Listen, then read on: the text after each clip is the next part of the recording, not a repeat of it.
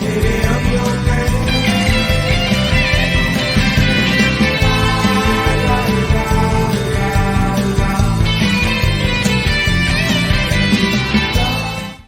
What's going on, everybody, and welcome back to the channel. It's your boy, Robbie Miles. I got a fun one for you guys today, but happy New Year. Happy 2025. Happy Vinegar Syndrome subscriber week. I just hopped on and I got my subscription done. It's in the books. I'm gonna subscribe again. I love it. I know people say what they want to say. I dig it, guys. A lot of fun for me. I'm gonna do a big video on that later in the week, on whether I feel you should subscribe or not, and some of the perks of being a subscriber, some of the the downfalls of being a subscriber. But definitely go check that out. Vinegar Syndrome's having their sale right now. But today, I've got a fun video for you guys. We're talking doll horror from the 90s because this is coming on the heels of my watch from last night and into this morning, because I did it in two sections, and that is Pinocchio's Revenge. And this was a fun one. I had a great time with it. So let's get into it, guys. Doll horror. Now, if you're like me, I was born in 1986. I just turned 38. But doll horror in the 90s was everywhere. Okay. And Pinocchio's Revenge came out in 1996. But doll horror was very prevalent. You had movies like Demonic Toys. You had movies like Child's Play 2, Puppet Master 2, Dolly Dearest, Night of the Living Dummy. So these things, the doll horror trope, was everywhere, and it was very popular during this time. You have it more now in the 2000s as well, but during the 90s, it was a lot more prevalent. No cell phones, no technology to really save these children from these evil dolls, or dare I say, evil children. Now, anyway, so Pinocchio's Revenge was fantastic. I really enjoyed it. I picked up this VHS from eBay for about 24 bucks, so it wasn't too bad. I remember this tape from the video store so vividly, and I had a blast with it. So I'm going to kind of deep dive into that time period.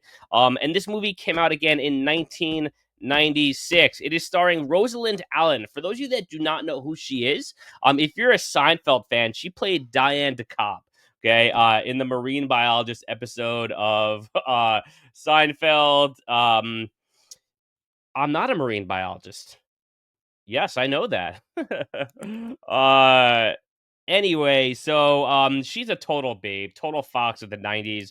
And she did a phenomenal acting job in this movie. One of the things that I really cherish and I adore about this 90s time period is that you get these movies that where the premise, like Pinocchio's Revenge, is so outlandish and so outrageous, because during that time period you could do things like that, right? You could make movies like Pinocchio's Revenge, and it can be pitched to a studio and it can pass, and people were making these movies. But you had actors like Rosalind, Rosalind, I have her name written down, Allen, excuse me, and who played these roles like their life depended on it.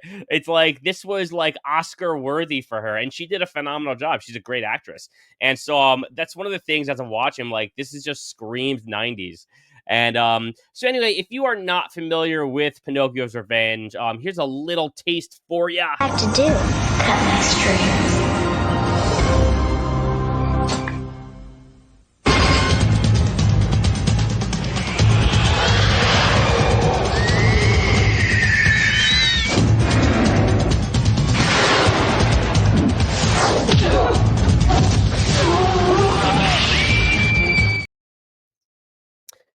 And if that doesn't bring back memories of this movie, I remember having nightmares. So we have Pinocchio's Revenge, and now this movie clearly plays on the success of movies like Child's Play and books like Night of the Living Dummy.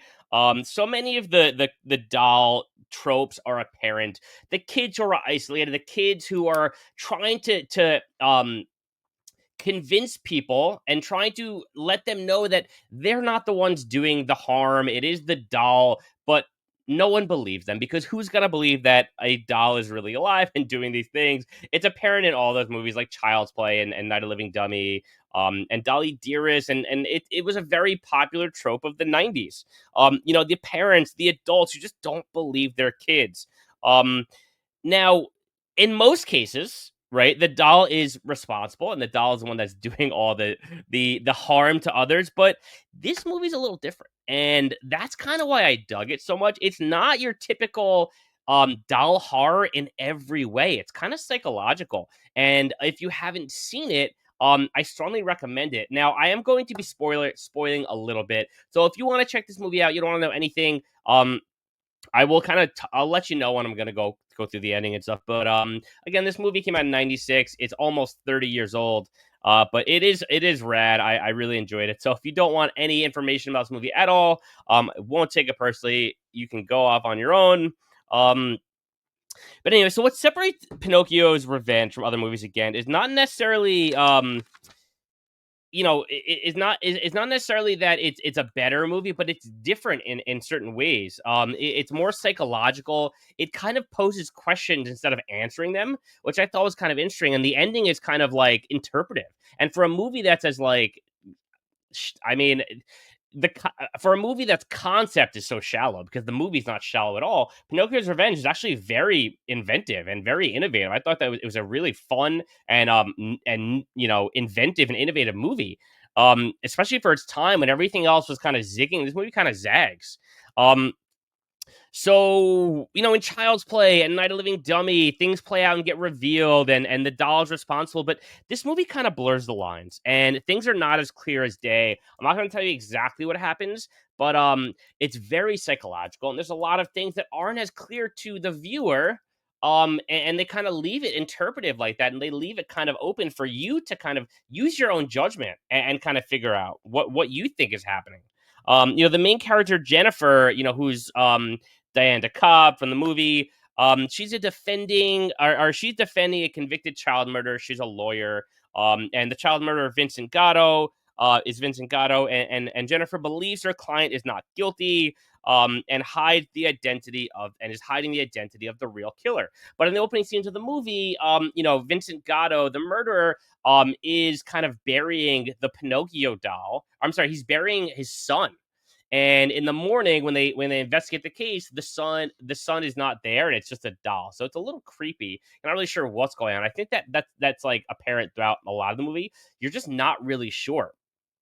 So the killer buries his doll in his son's grave, which is kind of like this makeshift grave on the side of the road. And they discover the murderer and all that. And then one day, Jennifer, Diana Cobb, gets back to her office, and Pinocchio is just sitting in her chair. And so that's kind of the premise of the movie, and things start to, go awry and go haywire once the doll shows up. And she kind of takes it home because she has to hold on to it. I don't ask me why, for whatever reasons, until I think something else occurs. She's waiting for another piece of evidence or something. I don't remember exactly. This movie does have some plot holes, but that's okay.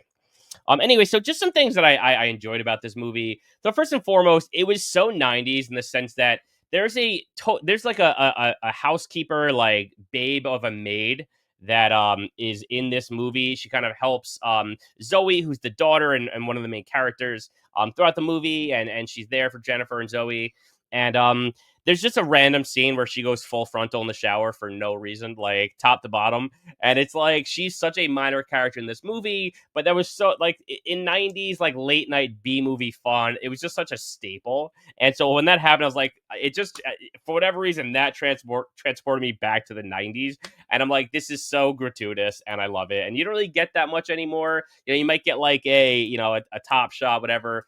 I'm just saying it really brought me back to the 90s. Not that that's what I care about. It's not, but it just seeing it and the randomness and the gratuitous of it was a lot of fun for me.